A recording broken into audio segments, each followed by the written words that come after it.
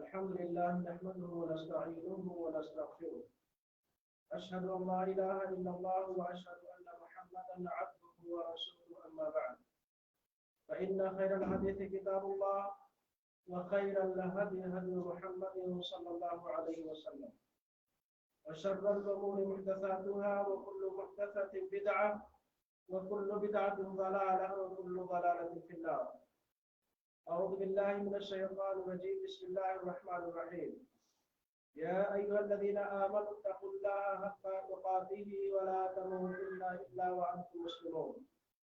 يا أيها الناس اتقوا ربكم الذي خلقكم من نفس واحدة وخلق منها زوجها وبث منهما رجالا كثيرا ونساء، واتقوا الله الذي تساءلون به والأرحام، إن الله كان عليكم رقيبا.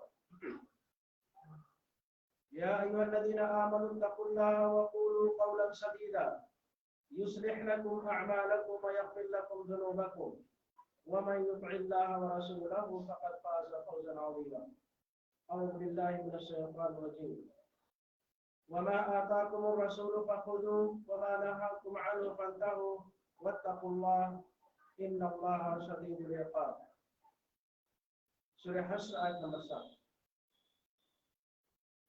برادران اسلام، دل میں بھائیوں، عزیز ساتھیوں، بزرگوں، نوجوانوں، پیارے بچوں، اللہ نصیب مایوں بھائی، تمام قسم کی تعریفات اس اللہ کے لیے ہے جس کا کوئی شریک نہیں، کوئی ثانی نہیں، اور تمام قسم کے درود و سلام عمومی طور پر تمام انبیاء و رسول اور خصوصی طور پر نبیوں کی آخری کڑی، آخری سلسلہ محمد صلی اللہ علیہ وسلم کرو. اللہ مبارک وسلم علیہ. حاضرین، خطبہ مسنونہ کے بعد آپ حضرات کے سامنے سورہ حشر آیت نمبر 7 پڑھی گئی.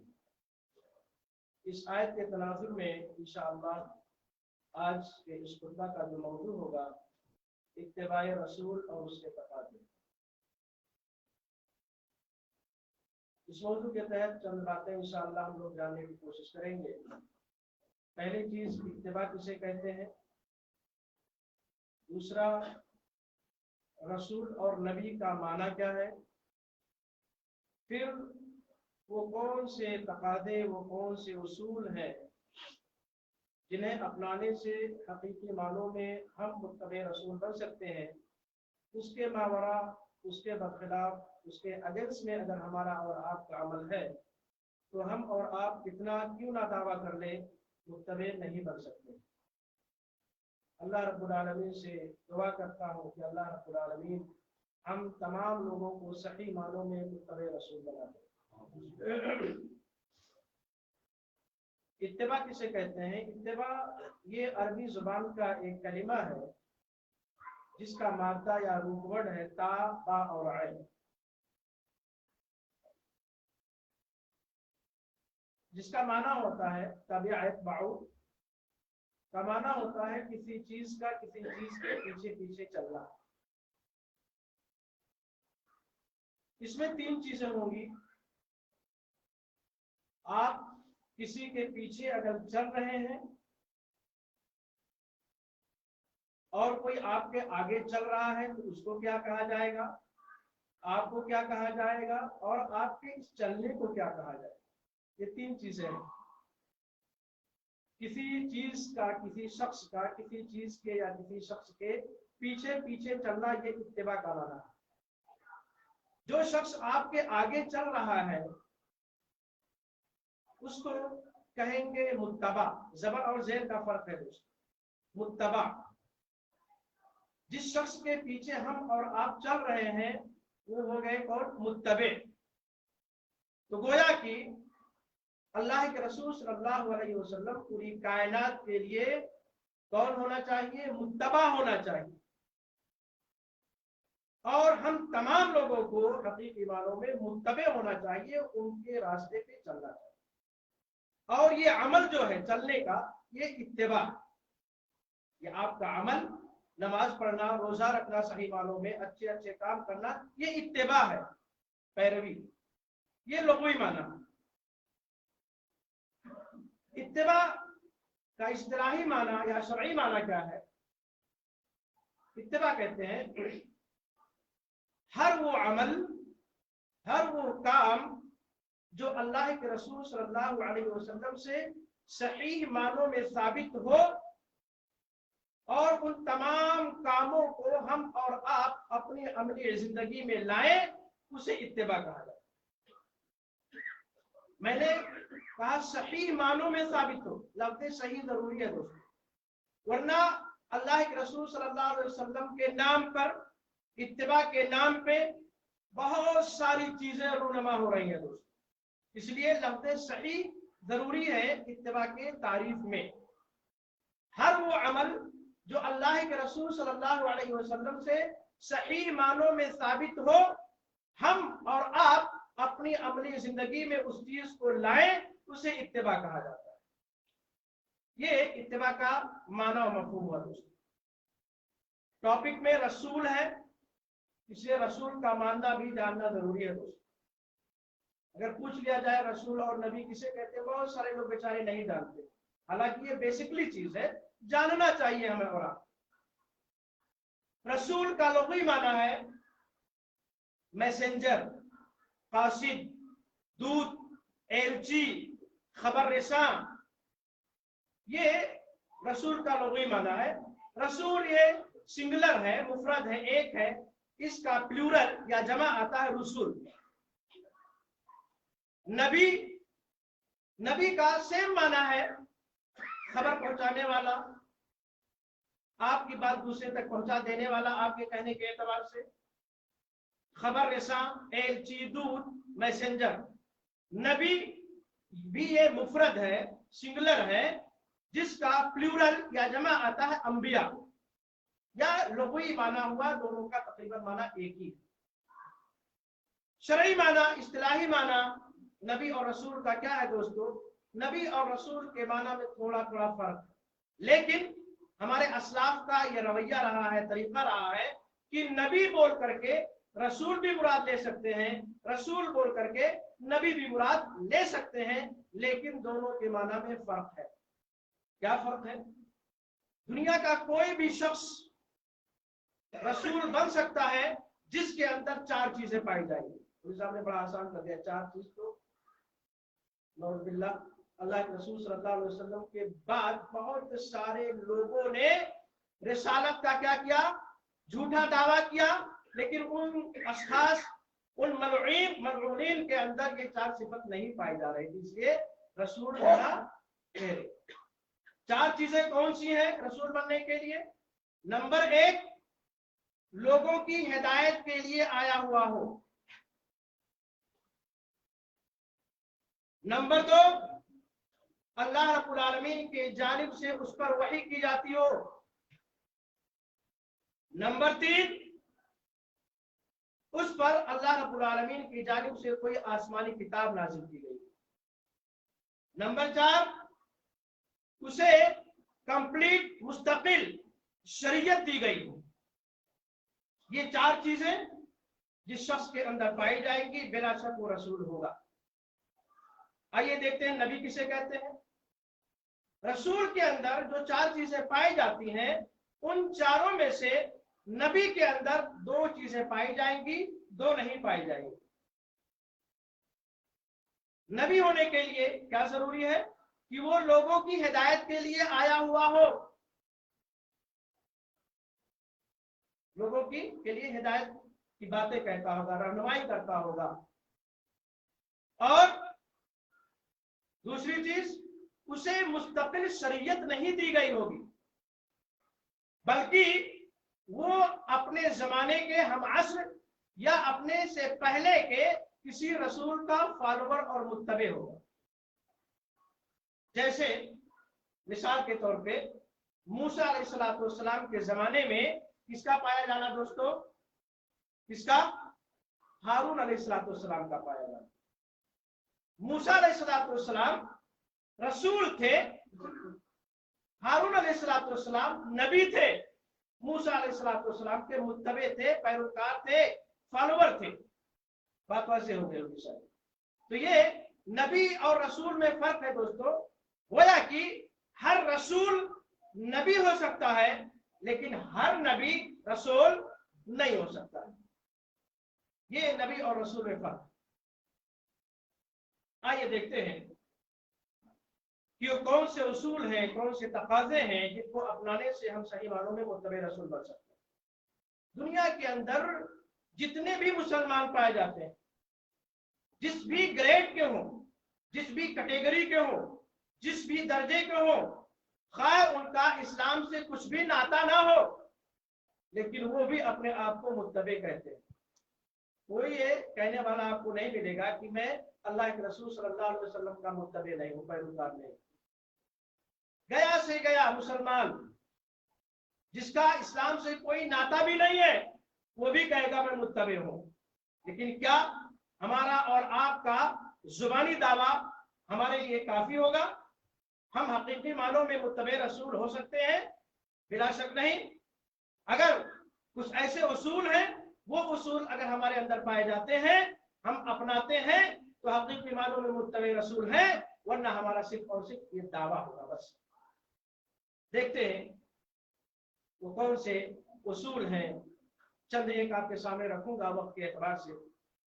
पहला तकाजा, पहला उसूल मुत्तबे रसूल बनने के लिए हमें और आपको जिस तरीके से हम और आप अल्लाह रब्बुल आलमीन की वहदानियत, अल्लाह रब्बुल आलमीन के बेमिसल, अल्लाह रब्बुल आलमीन की यगाना, अल्लाह रब्बुल आलमीन का के लाशरीक होने का इकरार करते हैं, दावा का इकरार करते हैं और मानते हैं, ईमान लाते हैं, उसी तरीके से हमें अल्लाह के रसूल सल्लल्लाहु अलैहि वसल्लम की रिसालत का भी इकरार करना है।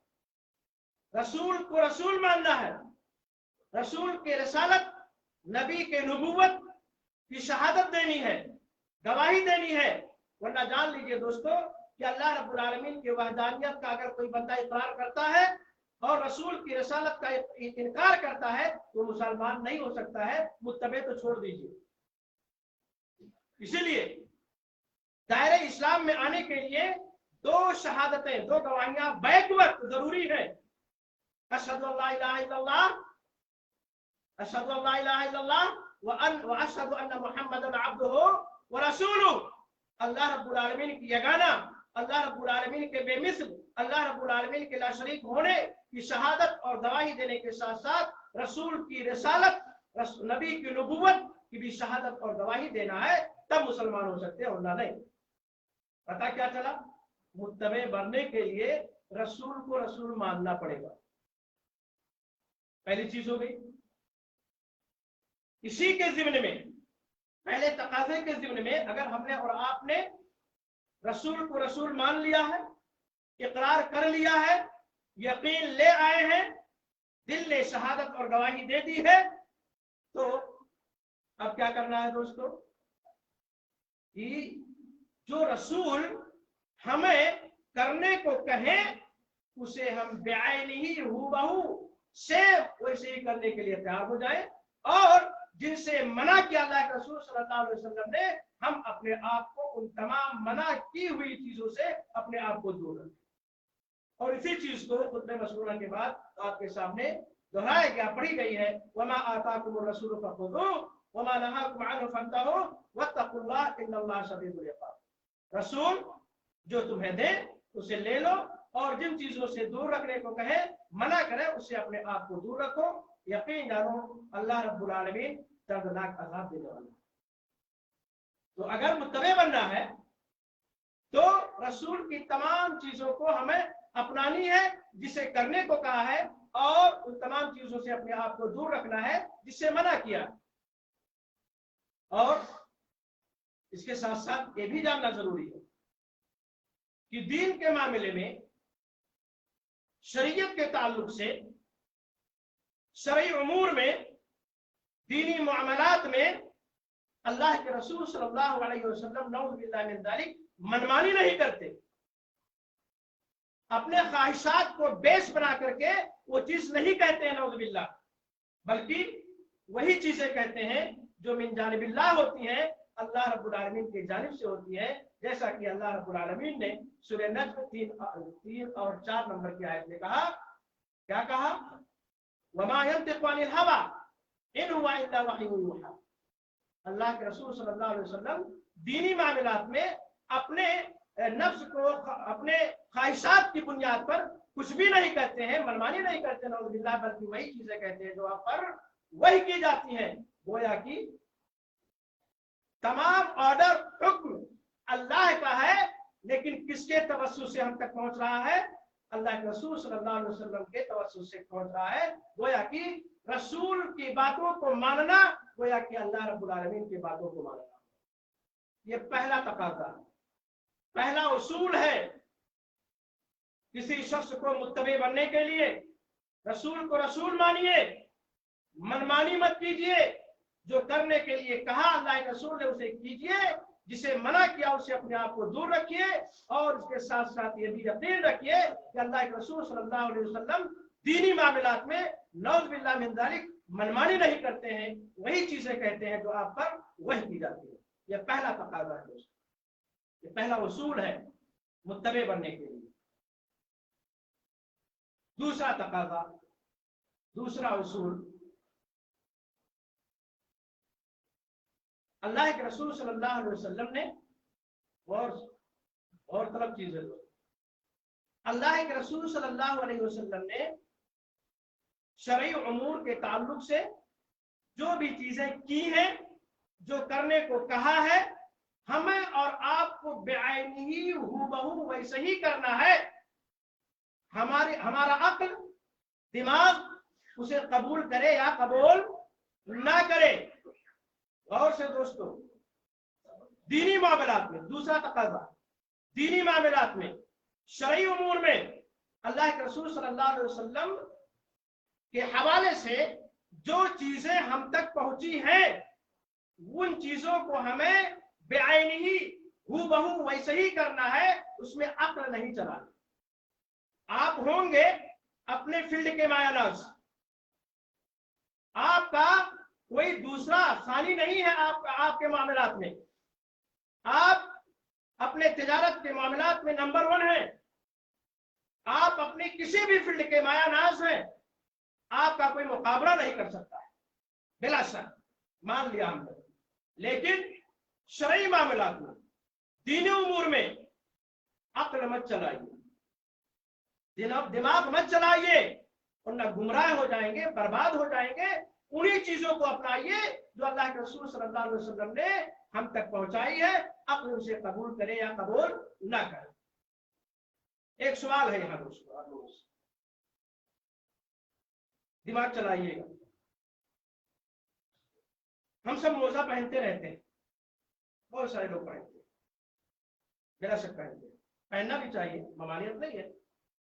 मोजे पे हम लोग मसे कहाँ करते हैं दोस्तों? सवाल यहाँ आया है, दिमाग चला के बताइएगा, मोजे पे मसे कहाँ हम करते हैं, कहाँ करना चाहिए? ये तो हमारी शरीयत कह रही है, नबी पाक सल्लल्लाहु अलैहि वसल्लम के थ्रू हम तक पहुंची ये चीज कि मोजे पे मसे हमें ऊपरी हिस्से पे करना है। दिमाग क्या कहता है? भाई हम नमाज के लिए आ रहे हैं, तहारत हासिल करनी है, हम वजू कर रहे हैं, पाकी हासिल कर रहे हैं, हम मोजा पहने हुए हैं और हम ऊपर मसे कर रहे हैं। भाई दिमाग क्या कह रहा है? सफाई सुथराई मकसूद है, गलाजत, गर्द व गुबार, धूल कहाँ लगेगा? पैर के ऊपरी हिस्से में या निचले हिस्से में? जाहिर सी बात है निचले हिस्से में, यहां ज्यादा चांस। अब कोई बंदा अपना दिमाग चलाए और कहे भाई हम नमाज के लिए जा रहे हैं, पाकी मकसूद है, तहारत मकसूद है, हम वजू कर रहे हैं, मोजा पहने हुए हैं और गलाजत का ज्यादा चांस तो नीचे है, मैं ऊपर नहीं करूंगा, नीचे करता हूं बस। दिमाग चलाया नहीं दोस्तों, नीचे उसने कर लिया मसे, पैर के तलवे में नीचे। क्या उसका वजू होगा? उसकी नमाज होगी? नहीं होगी। क्यों? इसलिए कि अल्लाह के रसूल सल्लल्लाहु अलैहि वसल्लम के जरिया जो तालीम हम तक पहुंची, जो दीन पहुंचा, जो शरीयत पहुंची, उसके बरखिलाफ उसने अमल किया और उसने अपने दिमाग का इस्तेमाल किया। इसलिए गया वो नमाज पढ़ता रहे पूरी जिंदगी, ऐसे उसकी नमाज काबिल कबूल नहीं होगी। इसीलिए आखिरी नंबर के खलीफा हज़रत अली रज़ियल्लाहु ताला अन्हु ने शायद किसी बुनियाद पे कहा था, सुनन अबू दाऊद किताब तहारा बाब मसइल खुफ़ैन, हदीस नंबर गालिबन 162, क्या कहा था? लौ कान अद-दीन बिर्राय लकान असफल अल-खुफ बिल-मस मिन अफदल व औला मिन आला। अगर दीन की बुनियाद राय पर होती, अक्ल पर होता दीन, तो मोजे पर मसह करते वक्त बेहतर यह होता कि पैर के तलवे में किया जाए, ना कि ऊपरी हिस्से में किया जाए। लेकिन दीन अक्ल की गुंजाइश बाकी नहीं रही गोया। एक और मिसाल हुआ, सुनन तिर्मिज़ी किताबुल हज हदीस नंबर 824, 800 याद करना है, 24 तो कहा ही जाता हम लोग, 24 नंबर 824 हसन दर्जे की रिवायत।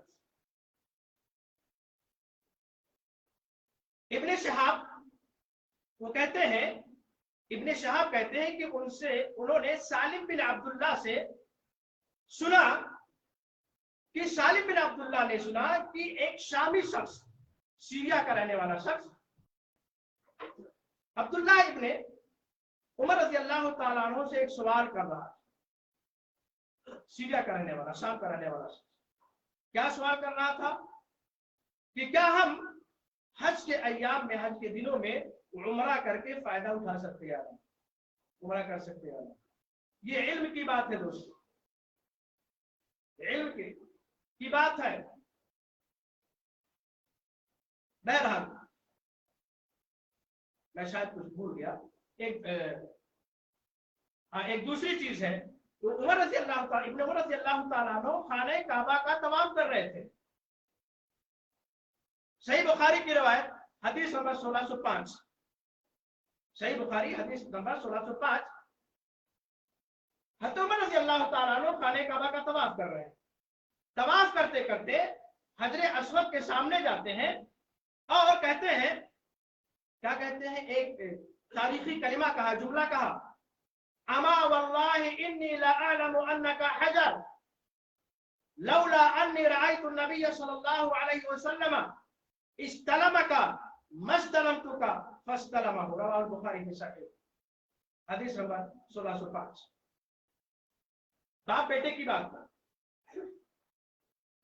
عمر رضی اللہ تعالیٰ عنہ طواف کر رہے ہیں، طواف کرتے کرتے حجر اسود کے پاس آتے ہیں اور کہتے ہیں کہ اے حجر اسود، مجھے پتا ہے، قسم پہ قسم کھا کر کے، اما واللہ انی لا اعلم انک حجر، اللہ کی قسم، بلا شک، بغیر کسی شک اور ڈاؤٹ کے مجھے یقین ہے کہ تو ایک پتھر ہے۔ اگر میں نے نبی پاک صلی اللہ علیہ وسلم کو تجھے استلام کرتے ہوئے، ایک دوسری روایت میں قبلہ کا، تجھے بوسہ دیتے ہوئے نہ دیکھتا تو میں تجھے بوسہ نہ دیتا، یہ کہتے ہوئے آپ نے بوسہ دیا۔ اب کوئی بندہ، یہ صحیح روایت، کوئی بندہ ہے، اسے چانس بھی مل گیا حجر اسود تک پہنچنے کے لیے، کوئی بھیڑ بھاڑ نہیں ہے، اگر بھیڑ بھاڑ نہیں ہے، بغیر کسی شخص کو تکلیف پہنچائے ہوئے حجر اسود تک کوئی بندہ پہنچ سکتا ہے تو اسے بوسہ دینا ہے، تکلیف نہیں دینی ہے کسی۔ لوگ وہاں جا کر کے دھکم پھیل کر کے آگے پہنچتے ہیں، تکلیف دیتے ہیں، مارا ماری کر لیتے ہیں، یہ غلط ہے دوستو۔ بغیر کسی کو ستائے ہوئے، تکلیف دیے ہوئے آپ آسانی سے اگر پہنچ رہے ہیں تو آپ بلا شک بوسہ دیجیے، ورنہ دور سے استعلام کیجیے، ہاتھ اٹھائیے، وہاں جانے کی ضرورت نہیں۔ بہت بہترین چانس ملا کسی شخص کو، کوئی بھیڑ بھاڑ نہیں، حجر اسود تک پہنچ گیا، پہنچنے کے باوجود اس نے حجر اسود کو بوسہ نہیں دیا، کیا کہتے ہوئے کہ ارے بھائی تو ایک پتھر ہے، گرچہ جنتی ہے پتھر، لیکن ایک پتھر ہے، تو میرے کس کام کا، نہ تو فائدہ پہنچا سکتا ہے نہ نقصان پہنچا سکتا ہے، میں تجھے بوسہ کیوں دوں؟ یہ بالکل یقین، اس کا ایمان بہت مضبوط ہے، پتھر کوئی فائدہ وعدہ نہیں پہنچا سکتا، نقصان بھی نہیں پہنچا سکتا، ایمان ٹھوس ہے یا نہیں؟ لیکن یہ نظریہ قائم کرتے ہوئے آگے بڑھ گیا، چانس تھا، کسی کو تکلیف بھی نہیں دینی تھی، موقع ملا تھا، لیکن یہ اپنے دماغ میں بٹھاتے ہوئے آگے بڑھ گیا۔ دوست، کیا اس نے صحیح کام کیا؟ اللہ کے رسول صلی اللہ علیہ وسلم کی پیروی کی، دماغ چلایا یا نہیں؟ اس کا عمل صحیح نہیں ہوا دوستو، تو پتہ کیا چلا؟ دینی معاملات میں ہمیں اپنے عقل کو نہیں چلانا ہے دوستو، وہ معاملات، وہ چیزیں لینی ہے جو اللہ کے رسول صلی اللہ علیہ وسلم سے ہم تک صحیح معنوں میں پہنچ گئی ہیں۔ اگر ہم نے اور آپ نے دماغ چلایا تو یقین جانیے گمراہ ہو جائیں گے، برباد ہو جائیں گے۔ یہ دوسرا تقاضا۔ تیسرا تقاضا، اللہ کے رسول صلی اللہ علیہ وسلم کی ہمیں اتباع کرنی ہے، اپنے آپ کو تکلیف سے بچاتے ہیں۔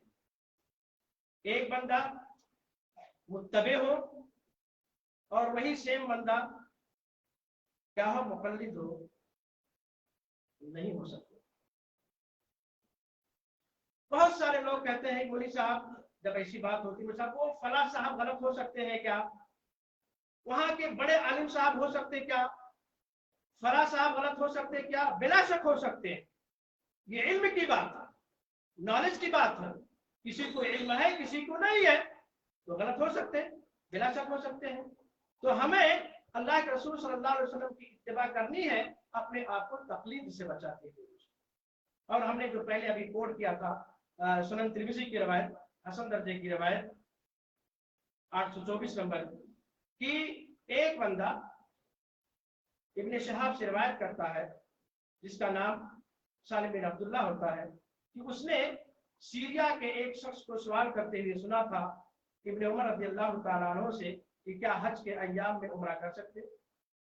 बिला शक जवाब मिला फौरी तौर पे कि हाँ, ये हलाल। इब्ने उमर कहते हैं ये हलाल, ये जायज है। वो बंदा क्या कहता है, लेकिन आपके अब्बू जान कद नहा आबा का, आपके अब्बू जान ने तो इससे मना किया है, उनके नजदीक नहीं कर सकते। देखिए बाप बेटे की बात आ गई। मेरा बाप गलत हो सकता क्या? मेरा बेटा गलत हो सकता क्या? फला मौलवी साहब गलत हो सकते क्या? फला साहब गलत हो सकते क्या? बिला शक हो सकते। ये इल्म की बात है दोस्तों, नॉलेज की बात है। तो जब ये कहा कि आपके अब्बू जान ने मना किया है, इब्ने उमर रज़ियल्लाहु ताला अन्हु ने उस साहिल से सवाल करने वाले से पूछ लिया, ऐ फला बंदे, ऐसा मामला जिसे अल्लाह के रसूल सल्लल्लाहु अलैहि वसल्लम ने किया हो, मेरे अब्बू जान उससे मना कर रहे हो, तो तेरा अमल किस पर होगा? तेरा अमल किस पर होगा?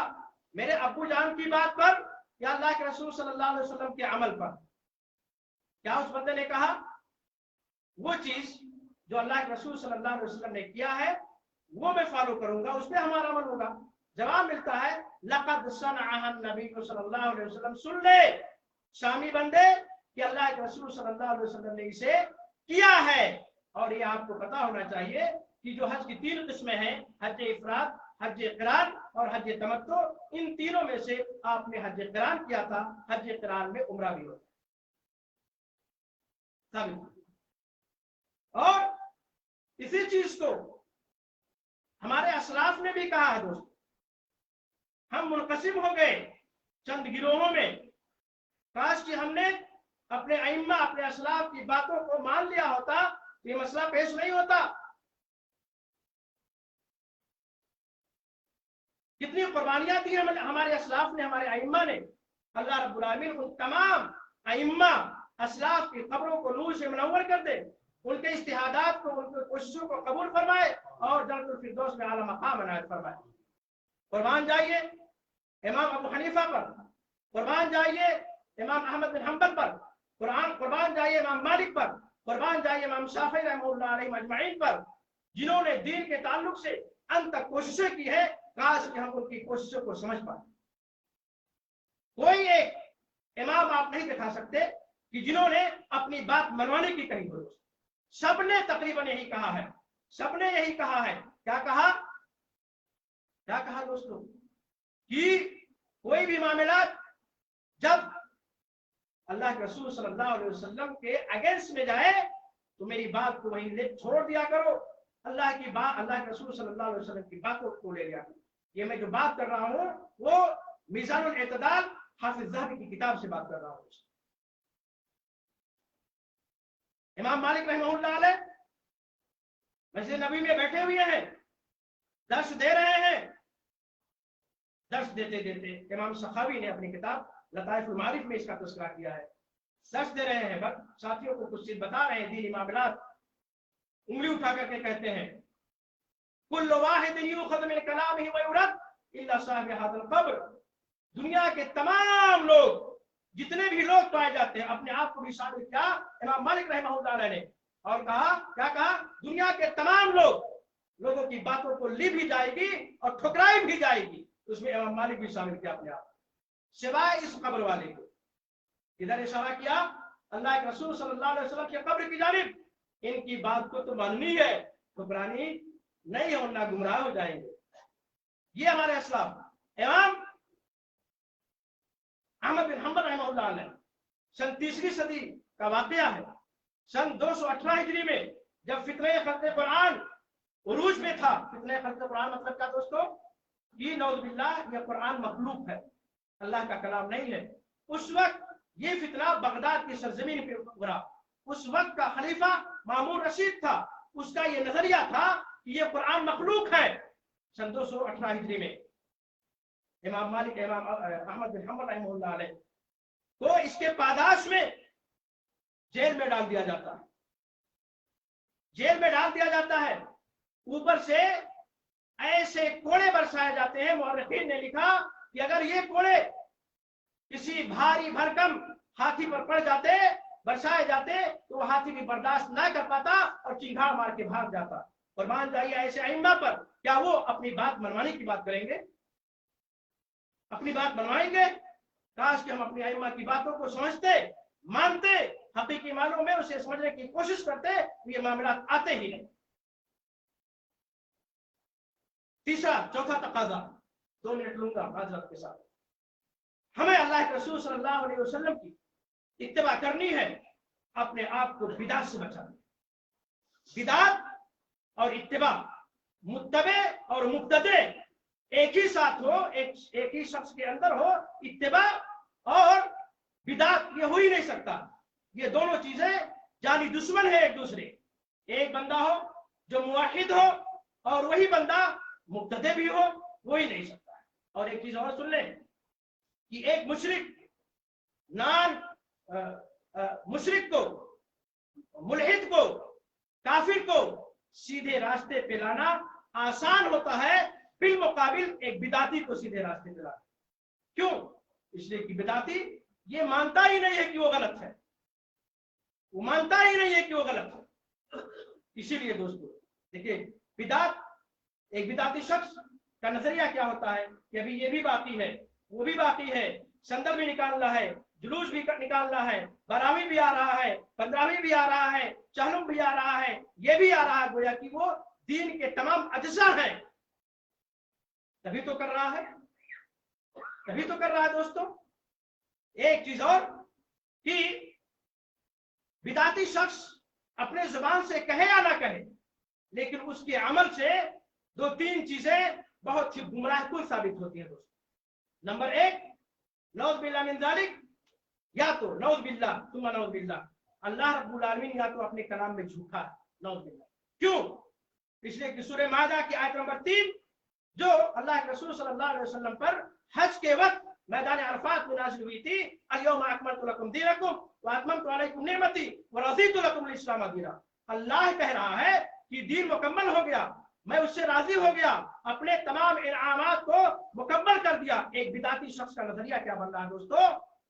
کہ ابھی دین مکمل نہیں ہوا، یہ بھی باقی ہے۔ گویا کہ نعوذ باللہ اللہ رب العالمین اپنے کلام میں، اپنے گفتار میں صحیح نہیں ہوا، تبھی تو بدعتی ہے اور وہ کر رہا ہے۔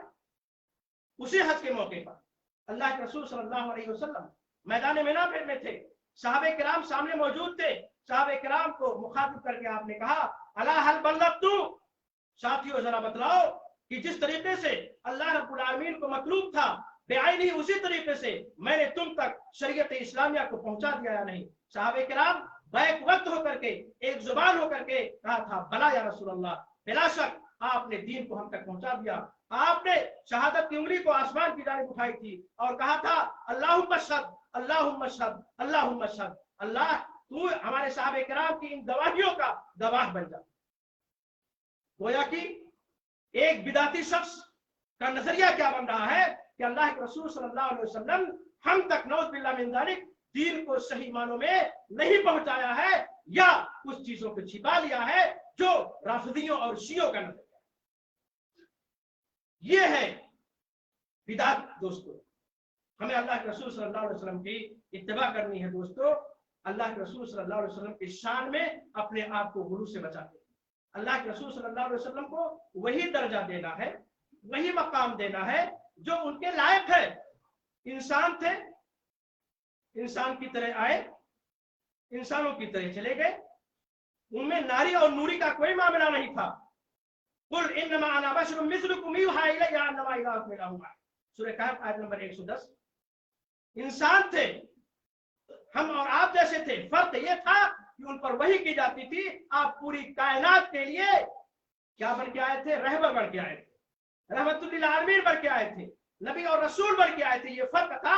باقی تمام چیزیں جو ہماری خصوصیت ہیں، ہمارے خصائص میں سے ہیں، ہمارے میزاب میں سے وہ تمام میزاب، وہ تمام صفات، وہ تمام خصائص اللہ کے رسول صلی اللہ علیہ وسلم کے تھے۔ نہ تو علم غیب کے مالک تھے، نہ تو کسی کے تکلیف کو ہٹانے کے مالک تھے، تمام چیزیں نہیں تھی، یہ تمام کی تمام چیزیں اللہ رب العالمین کے لیے خاص ہیں۔